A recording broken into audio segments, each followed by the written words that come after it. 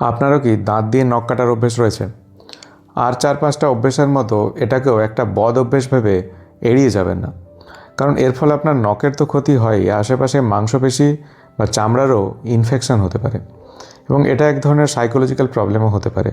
এর অনেক নাম হতে পারে, তার মধ্যে বডি ফোকাসড রিপিটেটিভ ডিসঅর্ডার নামে একটি রোগ রয়েছে, যার কারণেও এই অভ্যেসটা ভয়ানক আকার ধারণ করতে পারে। এটাকে আটকাতে গেলে আপনাকে ট্রিগারগুলোকে আইডেন্টিফাই করতে হয়, মানে কোন সময়গুলোতে আপনার হাত অটোমেটিক্যালি আপনার দাঁতের মধ্যে চলে যায় এবং আপনি অজান্তেই নখ কাটতে শুরু করে দেন। সাধারণত অন্যমনস্ক থাকলে, দুশ্চিন্তা করলে বা ডে ড্রিমিং করলে এই ধরনের অভ্যেস অটোমেটিক্যালি ট্রিগার হয়ে চালু হয়ে যেতে পারে। তো এর জন্য সচেতনতা হচ্ছে সবার আগে দরকার। এগুলো আটকাতে আপনি যেটা করতে পারেন সেটা হলো স্ট্রেস বলের প্রয়োগ করতে পারেন। অর্থাৎ খুব যখন দুশ্চিন্তা হবে তখন ওই বলটা আপনি বারবার প্রেস করতে পারেন।